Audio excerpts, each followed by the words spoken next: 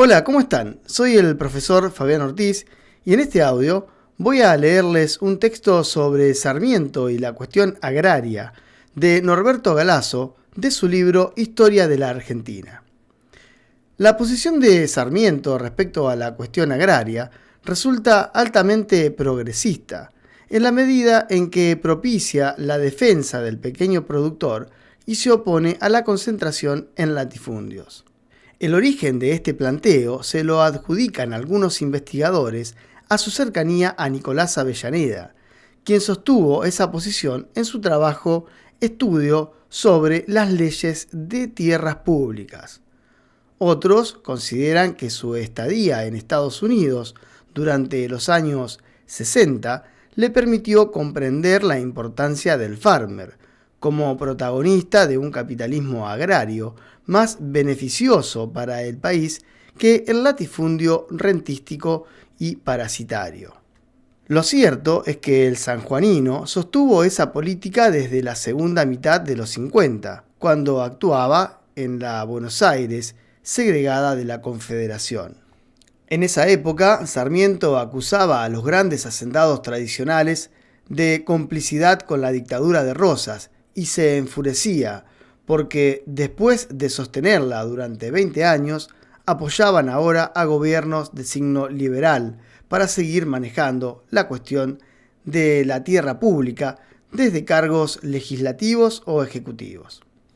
¿Cuál era el secreto de la riqueza de Nicolás Anchorena?, se preguntaba.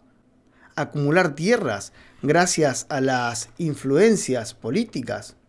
¿Por qué Juan Bautista Peña ocupa tan altos puestos pese a sus pocas luces? ¿Por qué las vacas dirigen la política argentina? Por entonces se produjo un conflicto en Chivilcoy. Los pequeños chacareros de la zona, arrendatarios, tuvieron varias cosechas exitosas, lo cual provocó que antiguos enfiteutas que se habían convertido en propietarios en la época de Rosas reclamaran una importante renta diferencial. Los colonos protestaron ante el gobernador Pastor Obligado, ante lo cual Sarmiento llevó a cabo una campaña en su defensa desde las columnas del periódico El Nacional. Desde allí criticó los reclamos de los enfiteutas que nunca se habían ocupado de laborar esas tierras, ni de pagar impuestos, exigiendo que se otorgasen mejores condiciones a los colonos y se le entregasen parcelas en propiedad. Poco después, en 1857, siendo senador en la legislatura bonaerense, continuó esa lucha a través de la Ley de Tierras, comúnmente conocida como la Ley de Tierras de Chivilcoy.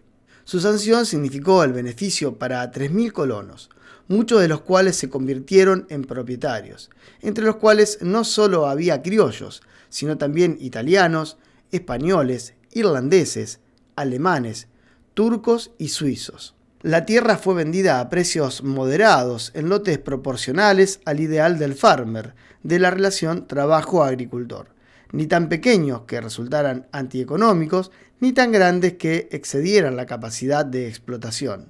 Para el sanjuanino, este proyecto debía extenderse a todo el país, como motor del crecimiento de un país moderno, de donde resulta que, paradójicamente, su deslumbramiento por Estados Unidos adquiría en Argentina un contenido modernizador.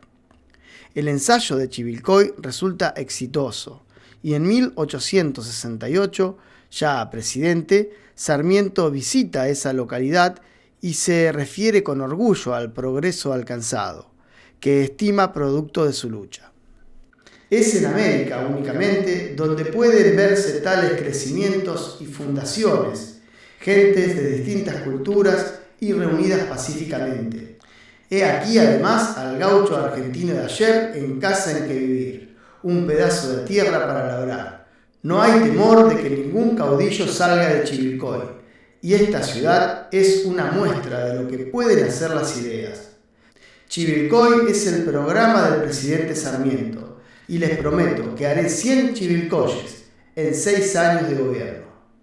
Sin embargo, el sanjuanino no había medido la fuerza de la oligarquía, la cual se cruzaría en sus proyectos. En un trabajo colectivo sobre Sarmiento coordinado por Félix Luna, se refiere que en 1866, cuando los ganaderos fundan la sociedad rural en la casa de Martínez de Hoz, Sarmiento les escribe desde Estados Unidos para felicitarlos y darles algunas sugerencias.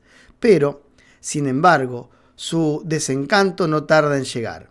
En 1867, Eduardo Olivera, uno de los fundadores de la sociedad rural, se opone vivamente al proyecto de Sarmiento de crear colonias agrícolas en Bragado y Chacabuco.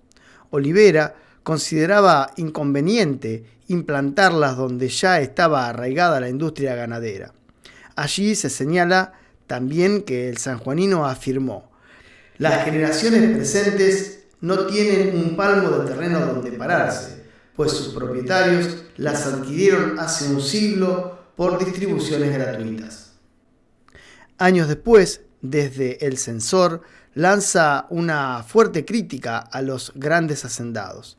No quieren saber nada de derechos ni impuestos a la hacienda. Quieren que el gobierno, quieren que nosotros, que no tenemos una vaca, contribuyamos a duplicarles o triplicarles su fortuna a los Anchorena, los Unzué, a los Pereira, a los Luro, a los Dugal, a los Cano, a los Leloir, a los Pelero y a todos los millonarios que pasan su vida mirando cómo paren las vacas. En este estado está la cuestión, y como las cámaras del Congreso están también formadas por ganaderos, veremos mañana la canción de siempre, el payar de la guitarra a las sombras del ombú de la pampa y la puerta del rancho de paja. Nuestros hacendados no entienden jota del asunto y prefieren hacerse un palacio en la avenida Alvear que meterse en negocios que los llenarán de aflicciones. Asimismo, se refiere a la clase dominante como una aristocracia con olor a bosta, y en otra oportunidad sostiene: yo estoy hace tiempo reunido con las aristocracias, las oligarquías, la gente decente, a cuyo número y corporación tengo el honor de pertenecer, salvo que no tengo estancias. En 1873, poco antes de concluir su periodo presidencial, impulsa un proyecto de colonización basado en la experiencia que en materia agraria poseía la pionera provincia de Santa Fe y que él mismo había impulsado para Chivilcoy. Pero el Senado lo rechaza. En los altos años, Sarmiento parece haberse convencido de que la oligarquía impedía hacer un país con 100 Chivilcoys.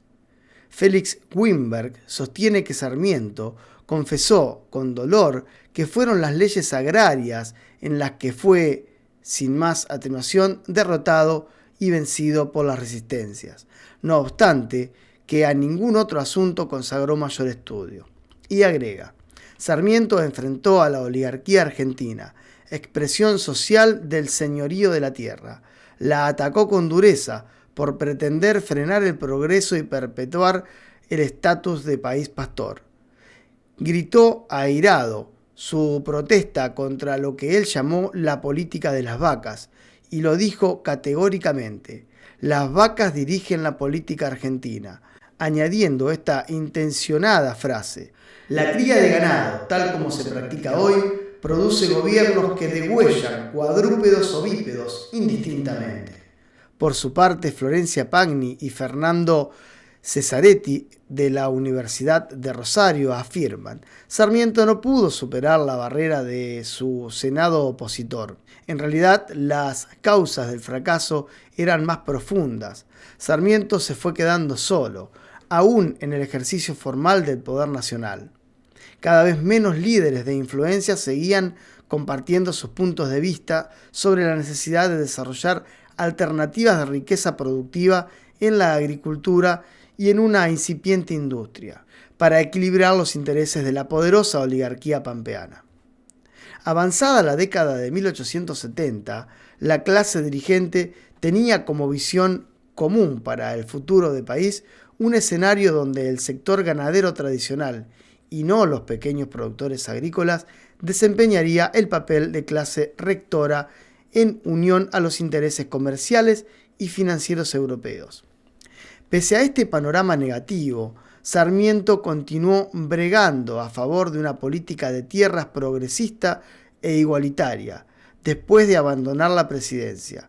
Su voz se alza cada vez más en solitario frente a la promulgación de leyes que, como las de 1877 y 1879, atentan contra la protección industrial y la promoción de la agricultura. En resumen, más allá de los proyectos de Sarmiento y de sus relaciones irritantes con la minoría oligárquica, durante esos años continuó acentuándose la consolidación de la gran propiedad ganadera. Chivilcoy, la imitación de los farmers, queda entonces como una ilusión, una quimera que no se corresponde con lo que ocurre en el resto de la pampa húmeda. Pero este pequeño recorrido alrededor de la posición de Sarmiento respecto a la cuestión agraria es un dato más que explica la oposición constante del mitrismo a su gobierno. Texto de Norberto Galazo en el libro Historia de la Argentina, desde los pueblos originarios hasta el tiempo de los Kirchner, tomo 1.